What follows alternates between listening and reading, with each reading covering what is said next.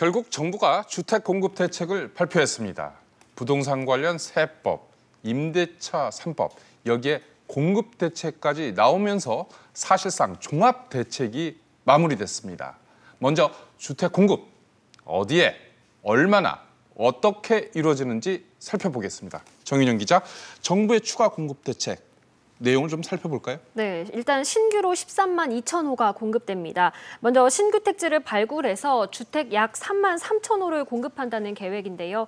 이 그린벨트로 묶여있던 태능골프장의 10,000호를 비롯해 서울 용산구의 옛 미군기지 캠프킴의 3,100호, 정부 과천청사 일대의 4,000호 등입니다. 네. 또 3기 신도시와 용산 정비창 등의 용적률을 높여 2만 4천 호를 공급할 예정이고요. LH 등 공공기관 참여를 전제로 재건축 단지의 용적률과 층수 규제를 풀어 5만 가구를 공급하는 방안도 포함됐습니다. 네.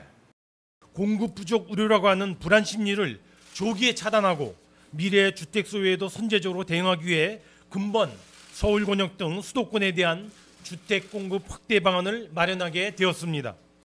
논란이 됐던 태능 골프장은 어떻게 개발되나요? 네, 태능골프장은 총 83만 제곱미터 규모인데요. 환경 훼손과 교통난 우려를 감안해서 절반 이하만 택지로 개발하기로 했습니다. 나머지 부지는 공원과 도로를 조성합니다. 화랑로 확장을 비롯해 경춘선 열차 추가 투입, BRT 신설 등 광역교통 개선 대책도 마련됩니다. 김성훈 기자, 이번 대책에는 입지가 좋은 강남, 용산, 마포 이런 지역도 포함이 됐죠? 네, 그렇습니다. 앞서도 잠시 언급했지만 강남 한복판의 노른자의 땅으로 꼽히는 곳들인데요.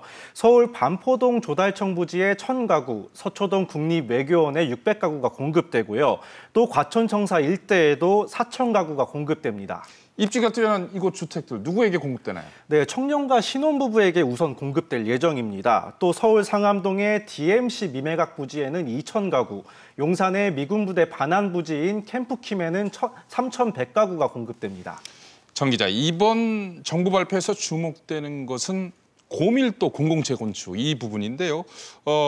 고밀도 재건축 내용은 무엇이고 또 기대 효과는 어떤 것인지 설명해 주시죠. 네, LH 등 공공기관의 참여를 전제로 이 재건축 단지의 용적률과 층수 제한을 풀어서 공급량을 늘리겠다는 겁니다.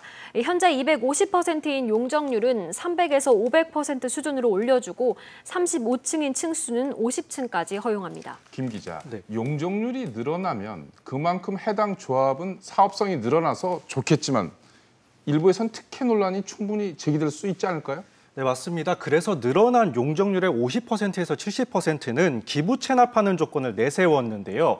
기부 체납분의 절반 이상은 장기 공공임대로, 나머지는 무주택자나 신혼부부, 청년을 대상으로 공공 분양됩니다. 50%에서 70%인 기부 체납 비율을 놓고 한국토지주택공사와 해당 조합 사이에 줄다리기가 벌어질 것으로 보입니다. 이 고밀도 공공재건축, 이 방안에 대해서 정작 당사자들은 어떤 반응인가요? 네, 일단 좀 지역에 따라 좀 반응이 엇갈리는데요. 이 공급 대책이 나오자마자 강남구 대치동 은마아파트 재건축 조합은 공개적으로 반대 입장을 보였고요. 네. 다른 강남권 재건축 단지도 수익성이 떨어진다는 이유로 부정적인 반응이 나오고 있습니다. 그렇군요. 공인중개사 이야기 들어보시죠. 올리는 만큼의 그거를 기부 체납을 하라고 하니까 그게 안 받아들여지겠죠. 용적률 높아지고 50층으로 되고 그러면 삶의 쾌적도만 나빠지고 세대수 늘어나고 조합원들한테는 수익이 안 가고 이러니까는 난색을 표하겠죠. 반면 강북권에서는 우호적인 반응이 나오고 있습니다. 분양가가 강남권보다 낮다 보니 수익성이 떨어져 재건축을 하기 어려웠는데 규제 완화로 늘어난 분양 물량으로 사업을 추진할 수 있다는 판단입니다. 김 기자, 이번 정부 발표에서 또 하나 눈에 띄는 것은 공급 방식인데요. 특히 지분 적립형 분양 방식, 이 방식이 도입된다고요. 네, 자금 여력이 없는 젊은 층의 내 집 마련을 돕겠다는 건데요. 네. 처음 입주할 때는 분양가의 20%에서 40% 정도만 내고 나머지는 20, 30년 동안 살면서 갚도록 하는 제도입니다. 입주자 선정은 청약 가점이 아니라 추첨으로 이뤄집니다. 네. 따라서 로또 분양 논란을 어느 정도 피할 수 있고 청약 가점과 자금력이 부족한 30, 40 세대에게 도움이 될 것으로 보입니다. 그런데 20년간 살면서 집값이 많이 오르면 그 수익은 어떻게 배분되나요? 네, 지분적립형 아파트는 전매제한 기간이 끝난 뒤 제3자에게 시세대로 팔 수 있습니다. 네. 수익은 처분 시점의 지분 비율에 따라 한국토지주택공사나 서울주택도시공사와 소유자가 나눠 갖습니다.